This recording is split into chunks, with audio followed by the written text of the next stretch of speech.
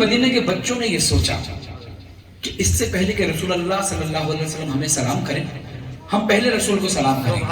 اور اس کے لیے انہوں نے طریقہ سوچا کہ گلی کے کونے پر، جس کو آپ اردو میں پنجابی میں نکڑ کہتے ہیں، کونے پر چھپ کے کھڑے ہوئے تھے کہ رسول آئیں گے تو اچانک ان کے سامنے آ کے ہم کہیں گے السلام علیکم ورحمۃ اللہ وبرکاتہ. اتنا سوچنا تھا، بچے چھپ گئے. اب رسول تو غیب کا علم بھی جانتے ہیں. رسول اللہ تشریف لائے اور مسکرائے اور زور سے آواز بلند کی، سلام ہو ان بچوں پر جو دیوار کے پیچھے چھپے ہوئے. اور یہ کردار ہے ہمارے رسول کا، اور یہی آل رسول کا کردار ہے. تو آئیے ایک کلام کے چند اشعار میں پیش کر رہا ہوں. ہمارے برادران اہل سنت میں سے ایک بزرگ عالم گزرے ہیں جن کا نام ہے پیر نصیر الدین شاہ. انہوں نے بہت بے شمار کلام آل محمد کی شان میں لکھے. گوڑا شریف سے تعلق تھا. ان کا ایک کلام تھا، لو مدینے کی تجلی سے لگائے ہوئے ہیں، دل کو ہم مطلع انوار بنائے ہوئے، کشتیاں اپنی کنارے سے لگائے ہوئے ہیں، کیا وہ ڈوبیں جو محمد کے ترائے ہوئے.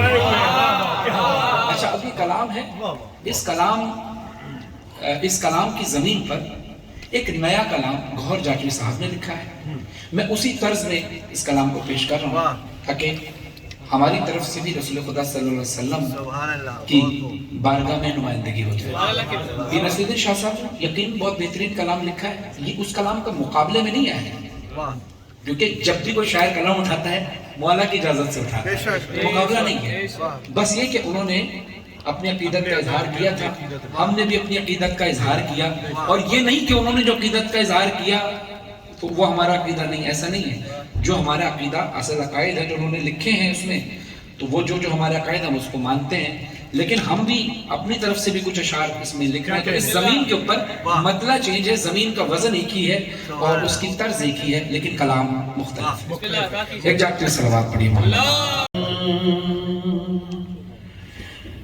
لو مدینے کے دیے سے جو لگائے، لو مدینے کے دیے سے جو لگا لیتے ہیں، لو مدینے کے دیے سے جو لگا لیتے ہیں. یہ چھوٹے بچوں کو یا جو لوگ ہمارے ینگسٹر ہیں جن کو اردو خاص نہیں آتی، میں بتاتے چلوں، جیسے انگلش میں سن کہتے ہیں، اردو میں سورج کہتے ہیں، اسی طرح سورج کو خورشید بھی کہتے ہیں. اب یہ ذہن میں رکھ کر سماعت فرمائیے گا. ہاں، لو مدینے کے دیے سے جو لگا لیتے ہیں، ریت کے ذروں کو خورشید بنا لیتے ہیں، ریت کے ذروں کو خورشید بنا لیتے ہیں. اب پیر نصیر الدین شاہ صاحب لکھتے ہیں کہ کشتیاں اپنی کنارے سے لگائے ہوئے ہیں، کیا وہ ڈوبے جو محمد کے ترائے ہوئے ہیں. گوہر جاٹوی صاحب بھی لکھتے ہیں، ہاں کیسا طوفان و قدر، ہم ہیں محمد کے غلام. کیسا طوفان و قدر، ہم ہیں محمد کے غلام. ہم تو طوفانوں کو کشتی میں بٹھا لیں، ہم تو طوفانوں کو کشتی میں بٹھا لیتے ہیں. لو مدینے کے دیے سے جو لگا لیتے ہیں. اب یہ ذہن میں رکھیے کہ جب آپ روزہ رکھتے ہیں، رمضان کے روزے تو فرض ہیں، باقی مستحب ہیں، شعبان میں بھی آپ رکھ سکتے ہیں، آپ رجب کے روزے بھی رکھتے ہیں. روزہ جو بھی ہو، اس کی کنڈیشن ایک ہی ہوتی ہے کہ آپ نے نہ پانی پینا ہے، کوئی بھی چیز نہ پینی ہے، نہ کوئی چیز کھانی ہے. اگر کوئی چیز کھا لی یا پی لی تو روزہ آپ کا باطل ہو گیا، روزہ ختم ہو گیا. اب میں آپ کو ایک ایسی چیز بتا رہا ہوں کہ جس کے پینے سے روزہ نہیں ٹوٹ سکتا. ہاں چیلنج ہے، اس کے پینے سے روزہ نہیں ٹوٹے گا، بلکہ روزے کی فضیلت میں اور اضافہ ہو جائے گا. اب سنیے گا، ہم تو روزے میں، ہم تو روزے میں میں عشق نبی پی پی گئے، ہم تو روزے میں میں عشق نبی پی پی گئے، ہم تو روزے علی پی پی گئے، دو عبادات کا ایک ساتھ مزہ لے۔ ماشاءاللہ۔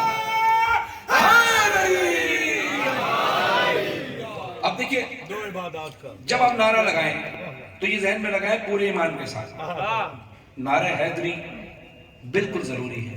کل ایمان، کل قرآن، حق دا امام، نعرہ حیدری۔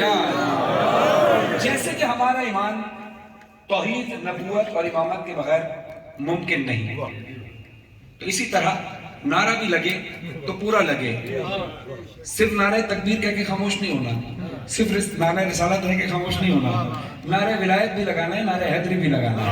کیوں؟ کیونکہ ہمارا ایمان مکمل ہوتا ہے لا الہ الا اللہ محمد رسول اللہ علی ولی اللہ مسیح رسول اللہ وخلیفتہ بلا فسق، تو اللہ کی وحدانیت کا اقرار کرتے ہوئے دونوں ہاتھ بلند کر کے نعرہ تکبیر، رسول اللہ کی رسالت کا اقرار کرتے ہوئے نعرہ رسالت، مولا علی کی ولایت کا اقرار کرتے ہوئے نعرہ حیدری، نعرہ ولایت۔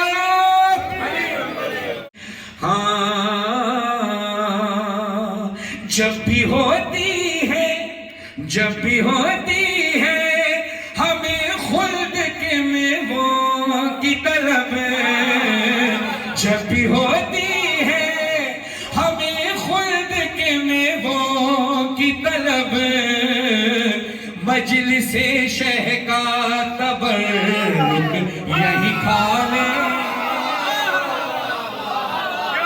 اگر کوئی ٹی وی پر گانے گاتا ہے تو اس کا اپنا عمل ہے، لیکن دین اسلام یہ کہتا ہے کہ وہ گانا نہ گائے، یعنی وہ بیان کرے تو اللہ کی شان بیان کرے، محمد علی محمد کی شان بیان کرے۔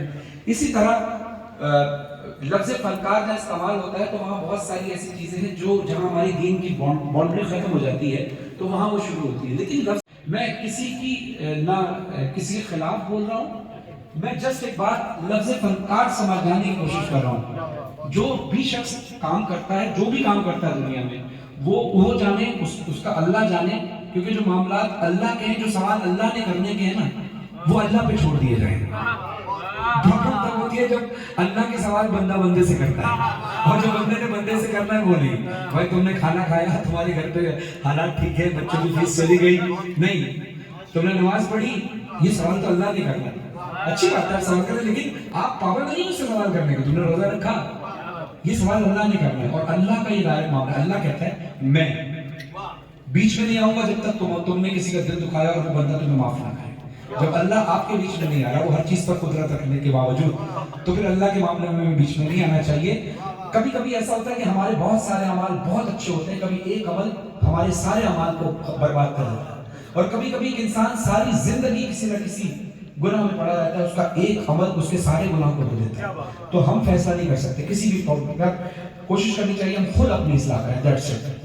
دوسروں کو اور کسی کو بھی سمجھانے کا طریقہ یہ ہوتا ہے کہ محفل میں اگر کسی کو آپ نے سمجھایا تو اس کا مطلب آپ نے اس کی عزت نفس کو مجروح کیا اور آپ نے اس کو اور بگاڑ دیا۔ کسی کو سمجھانا ہے تو تنہائی میں سمجھاؤ، یہ معصومین کا طریقہ ہے۔ تو اس لیے میں کہہ رہا ہوں میں کسی پر اعتراض نہیں کر رہا، وہ جانے جو کوئی بھی جو کام کرتا ہے وہ جانے، ہمیں اپنا سوچنا ہے کہ ہم کیا کر رہے ہیں، ہم اپنا جواب دیں۔ اب لفظ فنکار ہے، لفظ فنکار کا مطلب کیا ہوتا ہے کہ کوئی بھی کسی چیز کا فن کا ماہر ہو، ٹھیک ہے۔ ابھی راجہ حسن صاحب ماشاءاللہ اکثر جب ہم یہاں آتے ہیں تو یہ ویڈیو لازمی بناتے ہیں، کیوں؟ کیونکہ یہ ویڈیو اس طرح سے بناتے ہیں کہ ہر چیز جو مومنین کا رسپانس ہے وہ کیپچر کرتے ہیں، کہاں سے ہمیں امام بارگاہ کی خوبصورتی نظر آئے گی، کہاں سے علم، کس شعر پر علم کا ذکر ہے تو میں علم کی طرف زوم کرتا ہوں، یہ ایک فن ہوتا ہے، ٹھیک ہے۔ اب ہمارے بھائی عابد غازی صاحب بیٹھے ہیں، ان کا ایک فن ہے کیا، یہ نیوز سے ان کا تعلق ہے، یہ اس فن کے ماہر ہیں تو یہ فنکار کہلاتا ہے. ٹھیک ہے. ایک بندہ ہے وہ کارپیٹنگ کرتا ہے, لکڑی سے فرنیچر بناتا ہے, تو اس فن کا ماہر ہے. آپ اور ہم بھی ایک فن کے ماہر ہیں, اور وہ فن کسی کے پاس نہیں ہے. اب یہ فن, یہ ہمارا آپ کا جو فن ہے نا, اس فن کا جو ریئیکشن ہے وہ کیا ہے, جو پوزیٹیو ریئیکشن ہے وہ سنیے گا. ہم وہ فنکار ہیں, ہاں ہم وہ فنکار ہیں کہ فرش ملا کی صورت, ہم وہ فنکار ہیں کہ فرش ملا کی صورت, آسمانوں کو زمینوں پہ بچھا دے.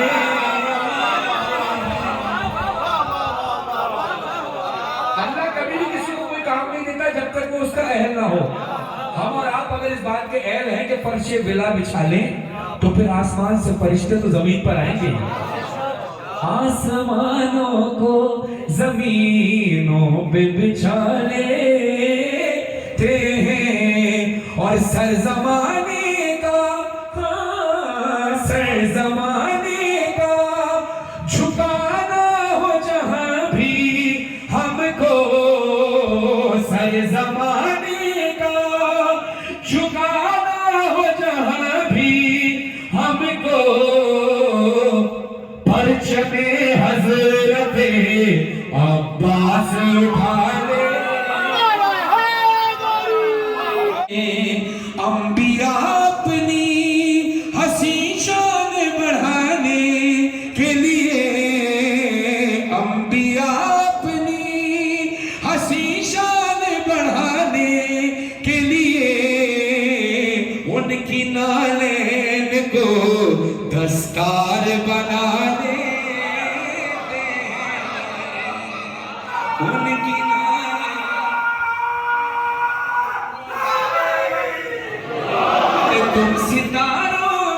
تم ستاروں میں ہو الجھے ہوئے ہم اہل ملا,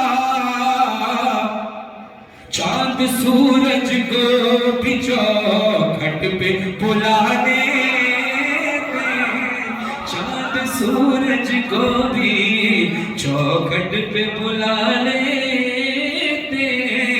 ہم تو ہیں